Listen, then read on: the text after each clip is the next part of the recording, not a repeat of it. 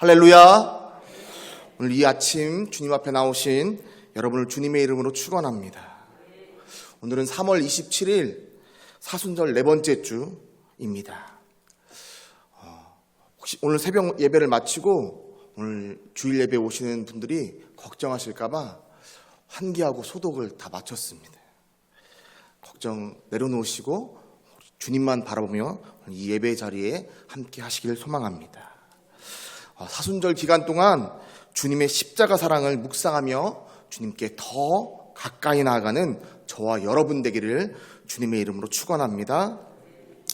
우리 주변에는 외롭게 사시는 분들이 참 많습니다. 물론 독거노인이나 1인 세대 같이 물리적으로 혼자 사는 분들도 계시지만 그렇다고 해서 꼭 그분들이 외로운 것은 아닙니다. 여기서 말하는 외로움은 물리적인 외로움이 아니라 심리적인 또는 더 깊게 나아가면 영적인 외로움을 말합니다. 외로움을 달래기 위해서 사람들은 많은 노력을 합니다. 젊은 사람들은 친구들을 만나든지 아니면 동호회에 가입하든지 때로는 여행을 다니기도 합니다. 어르신분들도 마찬가지십니다. 제가 가끔 경로당에 가보면, 노인정에 가보면 함께 모여서 함께 식사도 하시고 TV도 보시고 때로는 윷놀이도 하시고 그리고 가장 자주 하시는 것은 고스톱을 자주 치십니다. 그뿐만이 아닙니다. 코로나 이전에는 저희 교회도 노인대학을 했지만 노인대학 또 노인지혜, 복지관, 보건소 등에서 여러 가지 프로그램에 적극적으로 참여하시고 그렇게 활동하십니다. 5월이나 10월이 되면 여행 다니기 바쁘셔서 힘들다고 말씀하시는 분들도 계셨습니다. 그 안에서 형제 또는 자매처럼 친밀한 분들도 만나시고 형님 아우 하면서 지내는 분들도 많으십니다. 그런데 이럼에도 불구하고 왜 한쪽 마음은 허전하고 외로울까요? 이렇게 외로움을 안고 사는 사람들은 대부분 우울증을 앓고 있습니다. 안타깝게도 참고로 우리나라는 OECD 국가 중에서 2003년부터 1위 했던 게 있는데 그게 뭐냐면 자살률 1위입니다. 심지어 2위와는 거의 1.5배 차이가 납니다. 10만 명 중에 우리나라가 30명 정도가 자살을 하고 2등이 한 20명 정도가 자살을 하더라고요. 미래학자들은 이제 곧 암이 정복된다고 합니다. 그리고 이제 자살할 수 있는 가장 1위가 우울증이 될 거라고 이렇게 말합니다. 하나님은 사람들이 함께 살도록 지으셨습니다. 우리 창세기 2장 18절 말씀 함께 읽겠습니다. 창세기 2장 18절 말씀입니다. 여호와 하나님이 이르시되 사람이 혼자 사는 것이 좋지 아니하니 내가 그를 위하여 돕는 배필을 지으리라 하시니라. 아멘. 이 완벽한 에덴 동산에서조차 하나님은 아담 혼자 살지 않게 하셨습니다. 인간은 더불어 살아야 합니다. 우울증의 끝은 자살이지만 더불어 살아갈 때 이 자살이 살자가 될 줄 믿습니다. 그리고 그 어느 곳보다 교회는 주님 안에서 함께 살아가는 공동체가 되어야 할 줄 믿습니다.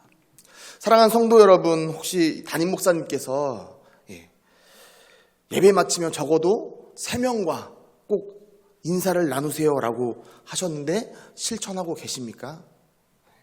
만약 실천하지 못하신다면 오늘부터라도 실천하셨으면 좋겠습니다.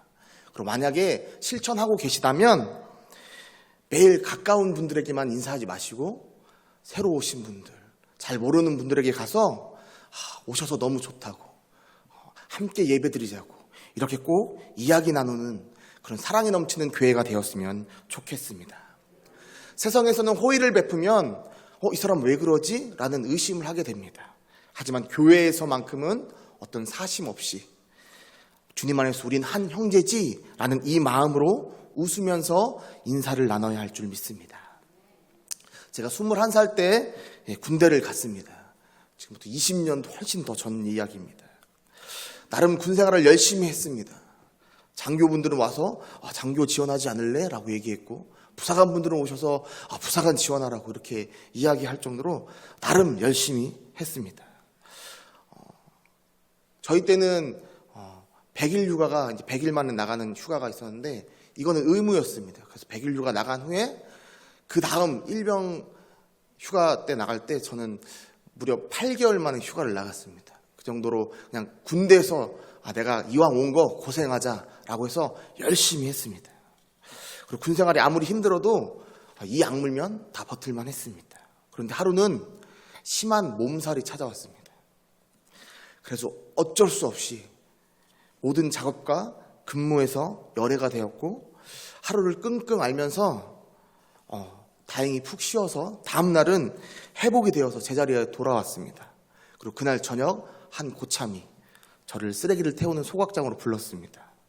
저희 때는 지금은 잘 모르겠습니다. 근데 저희 때는 쓰레기를 태우는 소각장 또는 빨래를 넣는 건조장 이런 데가 외진 곳이고 또 잘 안 보여서 그것이 저희들을 보통 혼나는 곳이었습니다. 그래서 일단 불렸다는 것은 혼나야 된다는 생각이기 때문에 이제 갔습니다. 도대체 날 왜 불렀지? 도저히 이유를 모르면서 그 자리에 갔습니다. 근데 그 고참이 저에게 이렇게 이야기합니다. 너 때문에 내가 대신 근무 섰잖아. 아파도 나갔어야지. 그날 그렇게 혼났습니다. 혼나면서 그분에 대한 정이 다 떨어졌습니다. 그런데 제가 잊고 지낼 수 있었던 그 이유는 그 선임을 제외한 나머지 다른 선임들, 동료 또 우리 후임들이 괜찮아. 한 번쯤은 아플 수 있어. 다 네가 고생해서 그런 거야. 라고 하면서 위로해 주었기 때문에 훌훌 털고 지금은 전혀 그거에 대한 아픈 마음이나 그런 게 전혀 없습니다. 지난주에 요즘에 코로나 확진이 정말 많잖아요. 그죠? 어제도 이제 저희 중고청 예배를 드리는데 온라인 예배로 이렇게 드렸습니다. 온라인 예배로 드리면 많이 안 나오는데 어쨌거나 어제는 조금 나와서 11명의 친구들이 이제 모여서 줌으로 온라인 예배를 드렸습니다. 11명 중에 무려 7명이 확진의 경험이 있던 아이들이더라고요. 어쨌든 지난주에 저도 확진을 받아서 저희 가족도 다 확진을 받아서 담임 목사님께 보고를 드리고 한 주간 자가격리에 들어갔었습니다. 다음날 담임 목사님이 전화가 오셨습니다. 그래서 어떤 업무를 맡기시려고 전화를 하셨나 보다라고 생각했는데 수화기 너머에서 들려오는 소리는 몸은 어때요? 사모님은 어떠세요? 아이들은 어떻고요? 이런 이야기였습니다. 다음날 또 전화가 왔습니다. 뭐 필요한 거 있어요? 있으면 내가 사다 줄게요. 제가 감동을 받았습니다. 사랑하는 성도 여러분, 제가 왜 이 귀한 말씀 시간에 이런 이야기를 하겠습니까? 우리의 삶 속에서 타인의 견해에 관심을 갖는 것, 사랑을 주는 것은 우리 그리스도인에겐 반드시 필요한 덕목인 줄 믿습니다. 부디 바라옵기는 우리 금암제일교회가 서로에게 관심을 주는 교회, 사랑을 주는 교회, 따뜻한 교회가 되기를 주님의 이름으로 축원합니다. 그런데 내가 이거 이제 앞으로 이렇게 해야지 라고 마음먹는다고 생각처럼 되는 것이 아닙니다. 만약 나의 힘으로 한다면 나에게 불이익이 떨어지거나 내가 손해보는 일이 생기면 사람은 하지 않습니다. 그래서 이 또한 하나님께 철저히 맡겨야 합니다. 하나님, 나의 의가 아니라 주님의 의로 행하길 원합니다. 주님의 사랑을 베푸는 도구로 나를 사용하여 주세요. 라고 고백하며 주님과의 친밀한 교제의 자리로 나가야 할 줄 믿습니다. 하나님께서는 친밀하면 친밀해질수록 더 풍성한 사랑과 은혜를 베푸십니다. 그리고 그 차고 넘치는 그 은혜로 말미암아 내게 아무런 이익이 없다 할지라도 다른 사람에게 베풀 수 있게 되고 혹 내가 손해보게 된다 할지라도 다른 사람에게 사랑을 나눠줄 수 있습니다. 그리고 바로 이러한 가정 속에서 우리 안에 평안과 기쁨과 또 소망이 넘치게 될 줄 믿습니다. 본문을 이제 보도록 하겠습니다. 성경에 보면 유명한 친구 2명이 등장합니다. 바로 오늘 본문에 등장하는 다윗과 요나단입니다. 우리 오늘 본문 사무엘상 18장 1절에서 4절 말씀 다시 한번 읽겠습니다. 다윗이 사울에게 말하기를 마침에 요나단의 마음이 다윗의 마음과 하나가 되어 요나단이 그를 자기 생명같이 사랑하니라. 그의 아버지의 집으로 다시 돌아가기를 허락하지 아니하였고 요나단은 다윗을 자기 생명같이 사랑하여 더불어 언약을 맺었으며 요나단이 자기가 입었던 겉옷을 벗어 다윗에게 주었고 자기의 군복과 칼과 활과 띠도 그리하였더라. 아멘. 오늘 저희가 읽었던 본문에 두 번에서 반복되는 단어가 있습니다. 요나단은 다윗을 자기 생명같이 사랑했다고 말합니다. 오늘 설교의 제목이 그래서 자기 생명같이입니다. 그래서 자신이 가지고 있던 겉옷과 군복과 칼과 활과 띠도 다 다윗에게 줄 정도로 그를 사랑했습니다. 사실 이 둘의 관계는 친구가 되기 힘든 사이였습니다. 요나단은 사울의 왕권을 이어받아야 할 왕자였고 다윗은 그런 왕권을 위협하는 자가 됩니다. 하지만 요나단에게는 그것보다 다윗이 더 소중했습니다. 또 이 둘은 나이도 같지 않습니다. 다윗이 골리앗과 싸울 때 다윗은 소년이었습니다. 하지만 요나단은 이미 천부장 역할을 하는 지휘관이었습니다. 이처럼 이렇게 다른 이 두 사람이 어떻게 신실한 친구 관계가 될 수 있었을까요? 우리는 다윗과 골리앗의 싸움에서 다윗이 어떻게 승리했는지 잘 알고 있습니다. 아동부 친구들에게 물어봐도 이건 다 알고 있는 사실입니다. 다윗이 골리앗과 싸우기 위해서 서 있을 때 골리앗은 자신의 강함을 과시합니다. 성경에는 이 골리앗의 그 당시의 외형의 모습을 매우 자세히 기록하고 있습니다. 우리 그 부분만 잠깐 한 절 한 절 살펴보도록 하겠습니다. 사무엘상 17장 4절 말씀 함께 읽겠습니다. 블레셋 사람들의 진영에서 싸움을 도두는 자가 왔는데 그의 이름은 골리앗이요 가드 사람이라. 그의 키는 6규빗 한 뼘이요. 4절에 봤더니 싸움을 도둔 자였다라고 첫 번째 말합니다. 고대 근동에서 전쟁은 사람 대 사람, 민족 대 민족의 싸움을 뛰어넘어서 그들이 믿는 신 대 신의 싸움으로 바라봤습니다. 즉 싸움을 도두는 자는 신을 대신해서 민족을 대표해서 1대1로 싸우러 나오는 자였는데 그가 바로 골리앗이었다라고 하는 겁니다. 두 번째는 그의 이름이 골리앗이었습니다. 골리앗의 이름의 뜻은 화려함, 훌륭함 이런 뜻입니다. 즉 골리앗은 스스로 화려한 자였고 또 훌륭한 자였다라는 겁니다. 계속해서 보시면 아시겠지만 골리앗은 굉장히 화려한 전신 갑주를 입고 전쟁을 합니다. 그만큼 블레셋에게는 훌륭한 자, 즉 영웅과 같은 존재였습니다. 세 번째 골리앗은 가드 사람이었다라고 합니다. 출애굽하고 이스라엘 백성이 가나안 땅에 정탐꾼을 보내는데요. 그 정탐꾼들이 돌아와서 거인족이 살았다라고 이렇게 말합니다. 그 거인족이 살았던 이 아낙 자손들이 살았던 그곳이 바로 가드 지역입니다. 그 거인들이 살았던, 그래서 골리앗의 키를 성경에서는 6규빗 하고도 한 뼘이라고 말합니다. 규빗은 이 손끝에서 이 팔꿈치까지의 길이를 말합니다. 그래서 보통 45cm를 잡습니다. 그럼 6규빗이니까 45 곱하기 6 하면 270입니다. 거기다 한 뼘 20cm를 더하면 골리앗의 키가 290. 심지어 어떤 학자들은 이 팔꿈치를 50cm로 잡는 사람도 있어서 3m가 넘었다라고 이렇게 말하는 사람들도 있습니다. 우리 계속해서 사무엘상 17장 5절 말씀도 읽겠습니다. 머리에는 노토구를 썼고 몸에는 비닐 갑옷을 입었으니 그 갑옷의 무게가 놋 5,000세겔이며.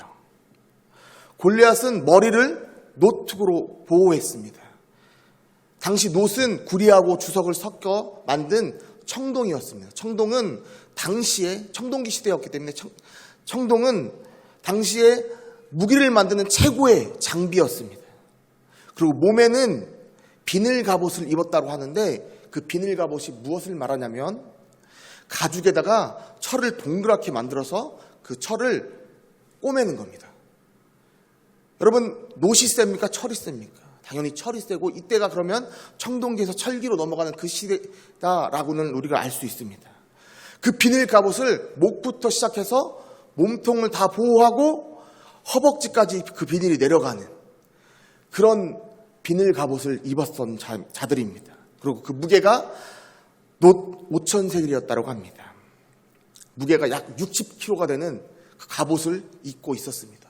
그러니까 이 골리앗이 얼마나 덩치가 좋았는지, 얼마나 힘이 좋았는지 우리가 알 수 있습니다. 17장 6절 말씀도 보겠습니다. 그의 다리에는 녹 각반을 찼고 어깨 사이에는 녹 단창을 메었으니. 여러분, 머리부터 허벅지까지 다 보호했는데 이제 정강이 다리 부분이 남았습니다. 그래서 정강이를 보호하는 녹 각반을 찼다라고 말합니다.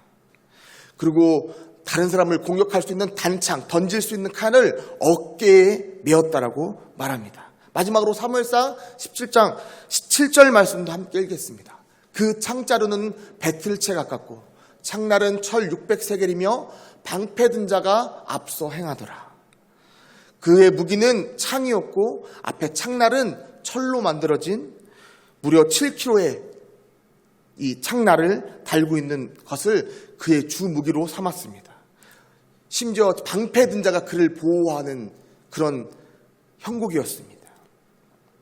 이렇게 기록한 모습을 자세히 우리가 살펴봤는데요. 궁금한 것은 어떻게 이렇게 자세히 기록할 수 있었을까요, 성경이? 그 이유는 다윗이 골리앗을 이겼기 때문입니다.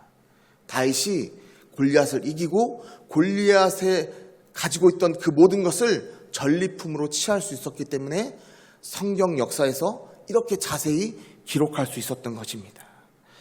어찌되었던 다윗과 골리앗이 서로 대치하게 되었습니다. 사울 왕조차도 두려워서 나서지 못했던 그 자리에 다윗이 골리앗을 향해 이렇게 선포합니다. 우리 사무엘상 17장 45절과 47절 말씀을 연달아 읽겠습니다. 다윗이 블레셋 사람에게 이르되 너는 칼과 창과 단창으로 내게 나아오거니와 나는 만군의 여호와의 이름 곧 내가 모욕하는 이스라엘 군대의 하나님의 이름으로 내게 나아가노라. 또 여호와의 구원하심이 칼과 창에 있지 아니함을 이 무리에게 알게 하리라. 전쟁은 여호와께 속한 것인즉 그가 너희를 우리 손에 넘기시리라. 아멘. 그렇습니다. 골리앗은 자신의 강함으로 나왔지만 다윗은 하나님의 이름으로 담대하게 나갔습니다. 왜냐하면 다윗은 전쟁은 하나님께 속한 것이라는 이 진리를 이미 정확히 알고 있었기 때문입니다. 그렇게 다윗은 승리자가 되었고 이스라엘은 블레셋에게 완승을 거둡니다. 그런데 다윗이 어떻게 이렇게 담대한 믿음을 가질 수 있었을까요? 갑자기 그런 믿음이 생긴 것이 아닙니다. 다윗은 어려서부터 하나님을 의지하고 의식하며 살았습니다. 그래서 양을 칠 때에도 맹수로부터 지켜주시는 분이 하나님임을 알아서 어떤 맹수가 와도 담대하게 이겨낼 수 있었습니다. 다윗의 인생을 보면 여러 가지 시험과 힘든 일이 많았습니다. 그러나 그 과정에서 비록 넘어진다 할지라도 자신의 손을 다시 붙잡아 주시는 그 하나님을 의지하고 다시 일어납니다. 즉 하나님과의 교제를 꾸준히 해왔다는 것입니다. 비록 어떤 상황에서든 어떤 어려운 일이 펼쳐진다 할지라도 하나님을 의식하는 것을 한 번도 내려놓지 않았던 자가 바로 다윗입니다. 이렇게 하나님과의 친밀한 삶을 사는 이 다윗의 인생에서 자신이 하나님만을 바라볼 수 있는 원동력이 되었습니다. 이렇게 다윗은 이런 믿음을 갖고 있던 자였습니다. 그렇다면 그 친구 요나단은 어떤 믿음을 갖고 있던 사람이었을까요? 요나단의 이야기로 넘어가기 전에 제가 이번 주에 잠깐 살짝 미소 지을 수 있는 에피소드가 하나 있어서 여러분과 함께 나누도록 하겠습니다. 수요일날 저녁 기도회 때 이제 설교를 해야 되는데 방송실에서 일할 사람이 없었습니다. 그래서 평소라면 제가 여기서 노트북을 가지고 그냥 해도 되는데 요즘에는 이제 온라인으로 방송을 송출하기 때문에 저희가 방송실에서 반드시 한 명이 누군가 이 작업을 해야 됩니다. 그래서 저희 이제 사모에게 부탁을 했습니다. 지금도 저희 사모가 저기 위에 있는데 사모에게 부탁을 했습니다. 그럼 연쇄작용으로 사모가 저기 올라가니까 아이들을 저희 부모님이 보셔야 되고, 그럼 저희 부모님이 이제 예배에 나오지 못하고 집에서 그래서 핸드폰으로 온라인으로 예배를 이렇게 드리고 계셨습니다. 온라인으로 핸드폰으로 이렇게 예배를 드리고 있는데 핸드폰에서 아빠 목소리가 나오니까 아이들이 우와 아빠 목소리다 하면서 핸드폰을 이렇게 쳐다보다가 이제 같이 예배를 드리게 되었다고 합니다. 근데 저희들 아이가 5살, 3살인데 그 자리에 몇 분이나 앉아 있었겠습니까? 막 저리 뛰어갔다가 다시 오고 이렇게 반복을 했다고 합니다. 그런데 둘째 리온이가 갑자기 할머니에게 할미, 응가 이렇게 이야기를 하더랍니다. 그래서 예배 중에 이제 응가도 갈면서 이제 예배를 드리고 있는데 딱 그때가 제가 번개맨의 번개파워라는 이 간증을 하던 때였습니다. 수요일날 오신 분은 아시는 이 간증인데요. 만약에 혹시 궁금하신 분들이 계시다면 유튜브에 가셔서 금암제교를 검색하셔서 그 이번 주 수요 기도의 설교를 들으시면 됩니다. 그리고 참고로 구독과 좋아요 아시죠? 아무튼 설교 시간에 둘째 리온이가 응가를 닦게 되었는데 핸드폰에서 아빠 목소리로 번개 파워가 들렸습니다. 그래서 누워서 응가를 닦던 리온이가 번개 파워! 이렇게 손을 이렇게 들었다고 합니다.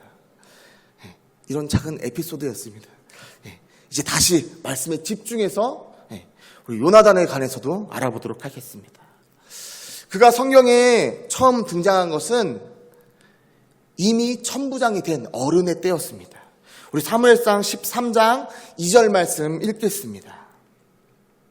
이스라엘 사람 3,000명을 택하여 그 중에서 2,000명은 자기와 함께 믹마스와 베델산에 있게 하고 1,000명은 요나단과 함께 베냐민 기브아에 있게 하고 남은 백성은 각기 장막으로 보내니라. 아멘.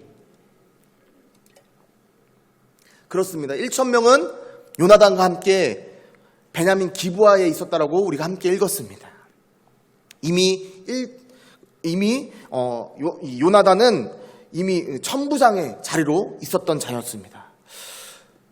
사울이 왕이 된 다음에 제일 처음 전쟁을 한 족속이 암몬 족속입니다.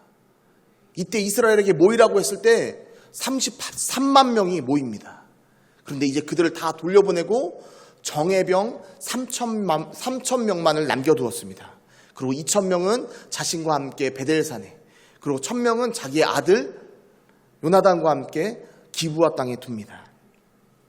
우리가 두 가지 사실을 알 수 있는데, 첫 번째는 요나단이 천부장이었다는 사실이었고, 두 번째는 사울이 그만큼 아들 요나단을 신뢰했다는 겁니다.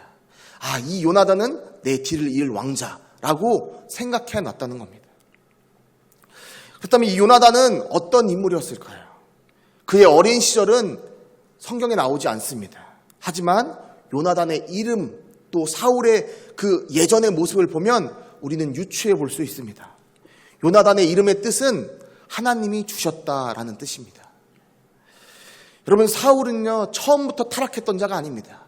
그는 처음에는 겸손한 자였고 연약한 자였지만 주님만을 의지한 자였습니다. 그래서 처음에 사울이 성령의 영에 감동되었을 때는요 전쟁하는 족족 다 이겼습니다.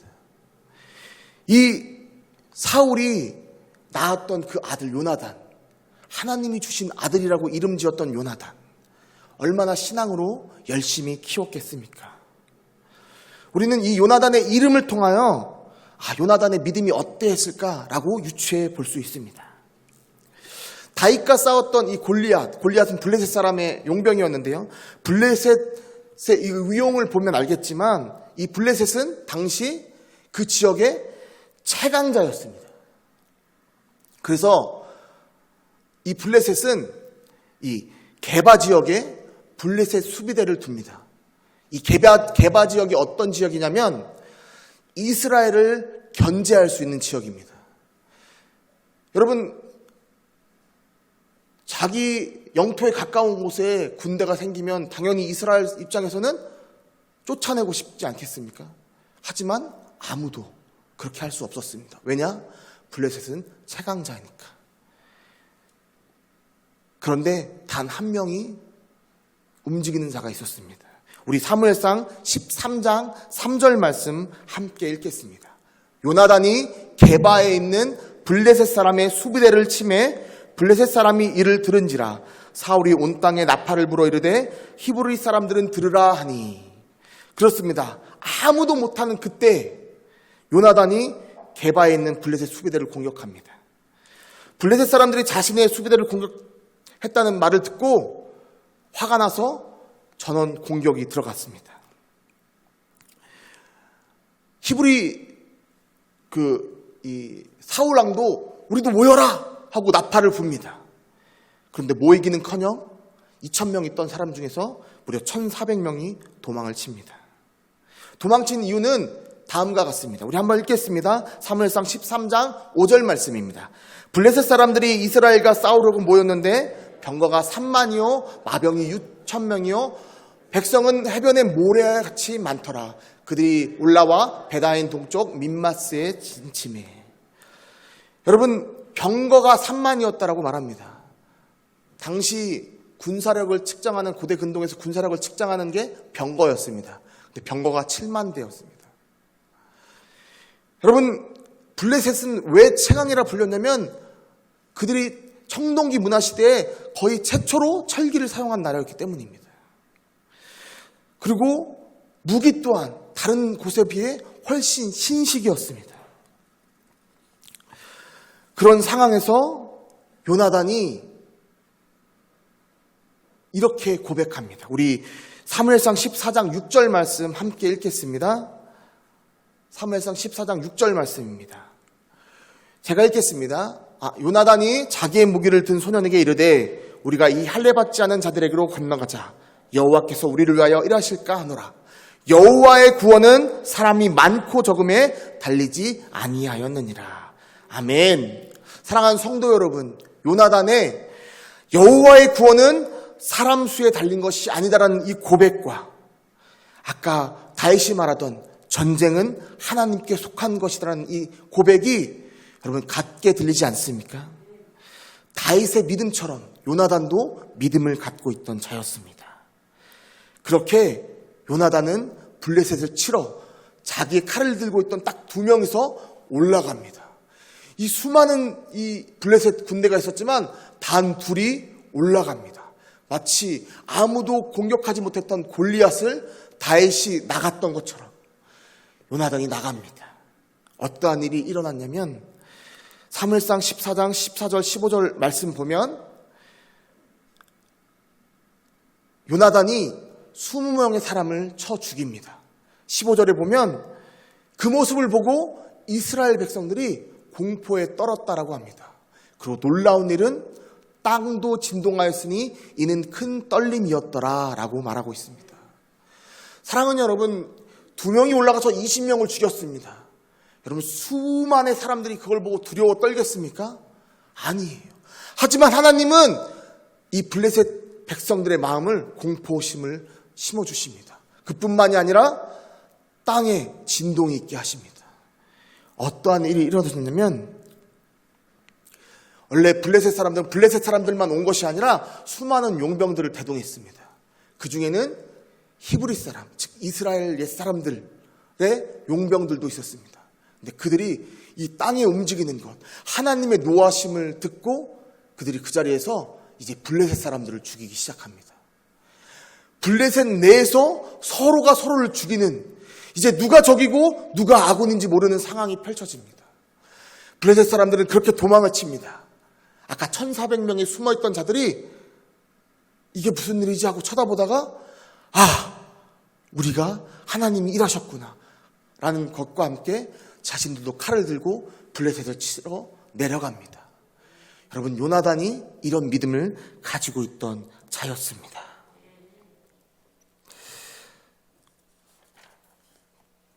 우리 오늘 본문 1절 말씀을 우리 다시 한번 읽겠습니다. 사무엘상 18장 1절 말씀입니다. 다윗이 사울에게 말하기를 마침에 요나단의 마음이 다윗의 마음과 하나가 되어 요나단이 그를 자기 생명같이 사랑하니라.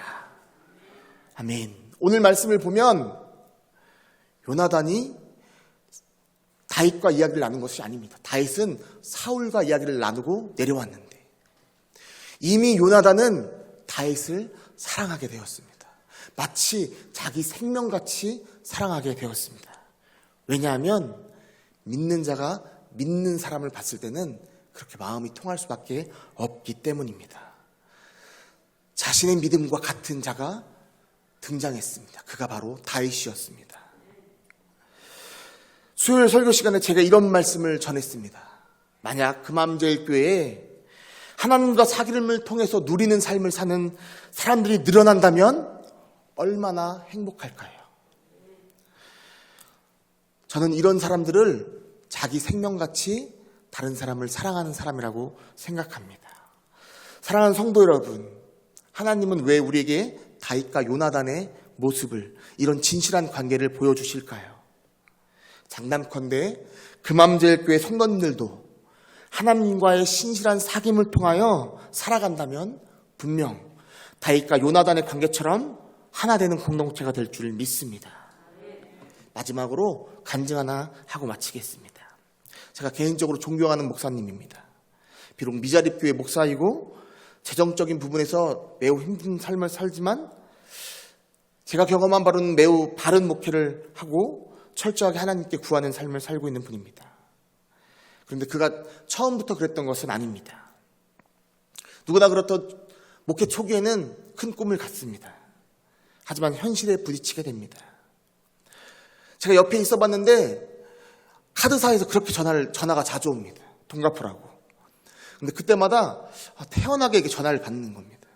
그래서 한번 물어봤습니다. 어떻게 이렇게 태연하게 받으실 수 있으세요?